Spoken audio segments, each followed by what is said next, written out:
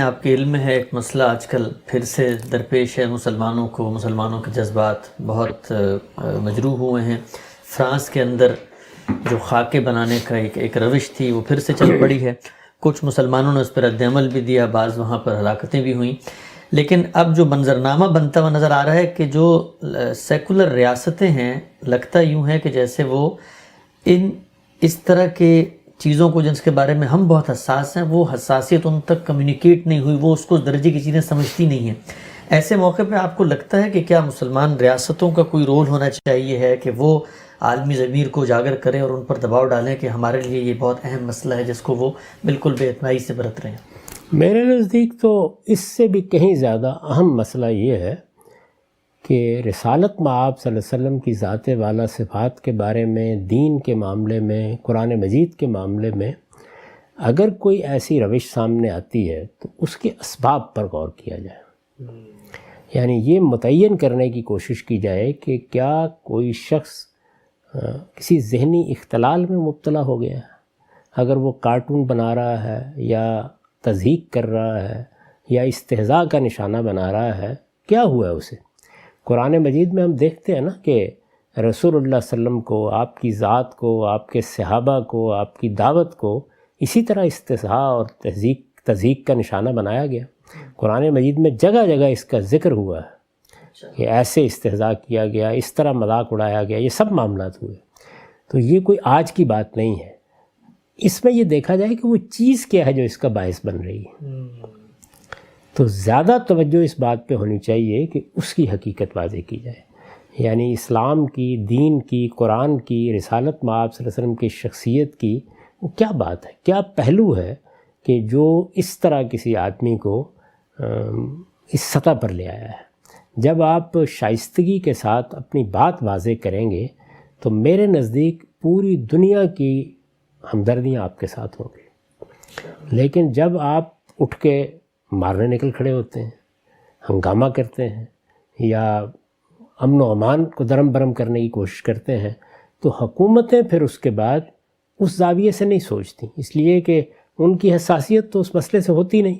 وہ دیکھتے ہیں کہ یہ کس طرح کی کمیونٹی ہے کہ جو ہر موقع کے اوپر بندوق ہاتھ میں پکڑے ہوئے ہوتے ہیں، اور چونکہ اس طرح وہ حساس بھی نہیں ہے اس معاملے میں، تو اس لیے پھر ان کی زبان سے بھی غلط کلمات نکلنا شروع ہو جاتے ہیں۔ تو اس میں بہترین راستہ جو مسلمانوں کو اختیار کرنا چاہیے وہ ہر جگہ اس کا اہتمام کرنا ہے۔ یاد ہوگا آپ کو کہ ناروے میں جب یہ معاملہ ہوا اور لوگوں نے وہاں پر رد عمل کا اظہار کیا تو اس وقت بھی میں نے یہ کہا تھا کہ کاش مسلمان ہر چوک میں کھڑے ہو کر اللہ کی کتاب آج سناتے ہیں لوگوں کو، اور رسالت مآب صلی اللہ علیہ وسلم کی شخصیت کا تعارف کراتے۔ تو یہ مہذب اور شائستہ رد عمل اگر سامنے آتا ہے تو یہ دعوت بھی بنے گا، دین بھی بنے گا، اور بالکل یہی تعلیم قرآن مجید نے دی۔ یعنی جس وقت قریش مکہ نے یہ رویہ اختیار کیا، جب اہل کتاب نے یہ رویہ اختیار کیا تو یہی طریقہ اختیار کیا گیا کہ ان کے سامنے حقائق واضح کیے گئے، ان کو ان کی غلطی پر متوجہ کیا گیا، یہ بتایا گیا کہ آپ کیا کر رہے ہیں۔ اگر ایک آدمی ناشائستہ رویہ اختیار کرتا ہے اور جواب میں ہم بھی ناشائستہ رویہ اختیار کر لیتے ہیں تو عام لوگ پھر ان دونوں رویے میں کو فرق کرنے کے لیے، آسانی کے لیے ساتھ تیار نہیں ہوتے۔ اچھا ہم صاحب، ہم یہ دیکھتے ہیں کہ یہ جو لوگ عام طور پہ کارٹون وغیرہ بناتے ہیں، ایسے نامراد و بدبخت لوگ ہیں، لیکن اس میں جو وہ پہلو نمایاں کرنا چاہتے ہیں وہ رسالت مآب صلی اللہ علیہ وسلم کی ذاتی زندگی، آپ کے کردار، بالخصوص آپ کی شادیوں کے حوالے سے۔ دو سوالات مختصر میں کروں گا۔ پہلا تو یہ کہ انہوں نے کوئی استدلال تو پیش کیے نہیں، ان کو چاہیے تھا اگر کوئی ان کو اشکال پیدا ہوا ہے تو وہ کوئی تحریر لکھتے، کوئی کتاب لکھتے تو ہم اس کا جواب دیتے۔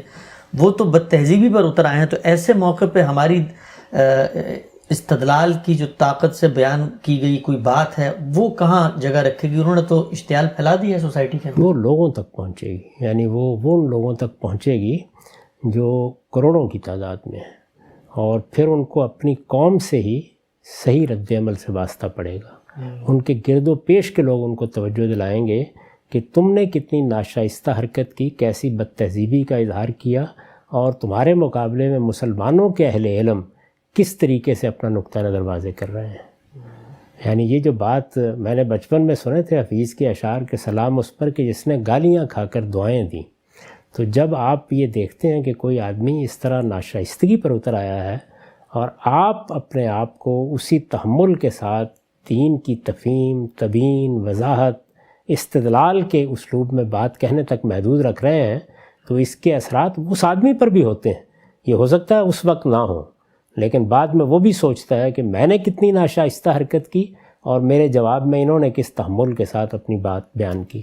ہمارا خیال یہ ہے کہ ہم اس طرح کی چیزوں کے بارے میں مظاہرہ کر کے، احتجاج کر کے یا اور اس طرح کے اقدامات کر کے خاموش کر لیں گے اس معاملے کو. ایسا نہیں ہوگا، یہ بڑھتا چلا جائے گا اس کے نتیجے میں. اگر آپ اس کے بالکل برخلاف استدلال کا طریقہ اختیار کریں گے، تہذیب کے ساتھ اور شائستگی کے ساتھ اپنا موقف واضح کریں گے، دوسرے کی بد تہذیبی پر بھی توجہ دلانی ہے تو اس طرح توجہ دلائیں گے کہ اس کے دائیں بائیں کھڑے ہوئے لوگ بھی پکار اٹھیں کہ تم کس پستی میں کھڑے ہوئے بات کر رہے ہو اور یہ کس بلندی کے ساتھ تمہارے ساتھ مخاطب ہیں. تو اس وقت یہی طریقہ موضوع ہے. باقی رہ گئی یہ بات کہ آپ کے پاس اگر طاقت ہے دنیا کی، آپ سپر پاور ہیں، تو پھر ٹھیک ہے، اس کو جنگی اقدام قرار دے کے آپ اس کے خلاف جنگ کا فیصلہ کر لیں. جب یہ حیثیت نہیں ہے تو یہ کیا چیز ہے؟ یعنی میں تو کبھی نہیں میں اس کو اپنی توہین سمجھتا ہوں کہ اس طرح کے لوگوں سے کوئی مطالبہ کروں، مظاہرہ کروں، احتجاج کروں. یہ کیا چیز ہے؟ میں یا استدلال کروں گا یا میرے پاس طاقت ہوگی طبیعت درست کروں گا. دونوں ہی راستے ہو سکتے ہیں. تو اس وقت مسلمان اس پوزیشن میں نہیں ہے. یعنی کیا آپ اس وقت فرانس پر حملہ کر سکتے ہیں اس پوزیشن میں؟ آپ تو اپنے قریب یہ بات نہیں کر سکتے، اپنے ملک کے اندر یہ نہیں کر سکتے. تو اس لیے وہی رویہ درست ہے جو قرآن مجید نے ہمیں مکی زندگی میں سکھایا کہ صبر کرو اور اپنی بات دلیل کے ساتھ کہو، دوسرے کی غلطی واضح کرو، تفہیم اور تبیین کا طریقہ اختیار کرو. اور تفہیم اور تبیین کا طریقہ اختیار کرنے سے لوگوں کے دل کھلتے ہیں، وہ آپ کی بات سننے کے لیے آمادہ ہوتے ہیں. بہت بڑی تعداد گرد و پیش کے لوگوں کی خود اس شخص کا یا اس طرح کے لوگوں کا منہ بند کرنے کے لیے اٹھ کھڑی ہوتی ہے. یہی طریقہ ہے جو دلوں کے اندر راستہ نکالتا ہے اور ایک قوم کو عظمت اور شوکت عطا کرتا ہے. آپ کے پاس طاقت نہ ہو تو آپ کے پاس ایک ہی چیز ہوتی ہے برتری کے لیے، وہ آپ کا اخلاقی وجود ہے. تو اخلاقی وجود کو آپ اگر نیچے کر لیں گے تو لوگ ادھر نہیں دیکھیں گے کہ اس نے کیا کیا ہے، وہ دیکھیں گے آپ کیا کر رہے ہیں.